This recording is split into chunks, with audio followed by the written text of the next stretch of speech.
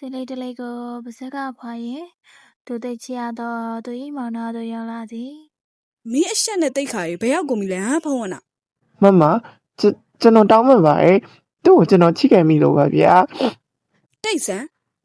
ငါမင်းကိုတင်ပြခဲ့တာအခုလိုငိုနေဖို့မဟုတ်ဘူး ဒါမဲ့ တော်ပြီငါပြောမယ်ဝနာ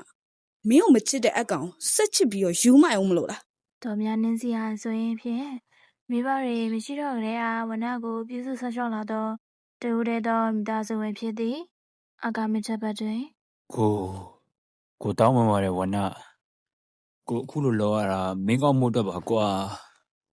ကိုခွင့်မလို့ပါနဲ့ကွာခွင့်မလို့ပါနဲ့ အမှန်တကယ်တော့တော်များနင်းစီဟာဆိုရင်ဖြင့်သူတို့နှစ်ယောက်ကိုလမ်းခွဲရန်အတွက်အကမချက်ကိုလာပြောထားလို့ပဲဖြစ်သည်အဲ့ဒီရင်တိုင်မီက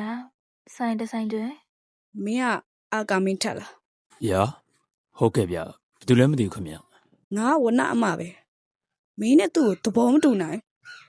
သူ့နိုင်ငံเจ้าကိုအရေးကြီးတဲ့အလုပ်ကြောင့်တွားရမှာအခုတော့မင်းကြောင့်နှောင်းလေးကုန်ပြီသူ့ကိုစိတ်နာအောင်လုပ်ပြီးလမ်းခွဲပေးပါ ကောင်းပါပြီသူကောင်းမှုအတွက်ကျွန်တော်လုပ်ပေးပါမယ် နောက်တစ်နေ့တွင် လမ်းခွဲမယ်ဝန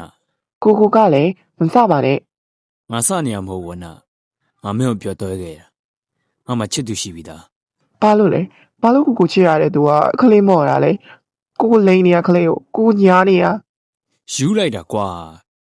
ငါမင်းကိုပြောပြီးရွယ်ကိုတောင်းပန်ပါတယ်ခလေးလေးရဲ့ခလေးကောင်းမှုအတွက်ပါ အလိုနဲ့ပဲအကမင်းထက်တယောက်ရှင်နာနာနဲ့လက်ထွက်လာရသည်ကျန်နေခဲ့ရတဲ့ဘဝနာမလည်းမျက်ရည်များနဲ့အတူကျန်ခဲ့သည်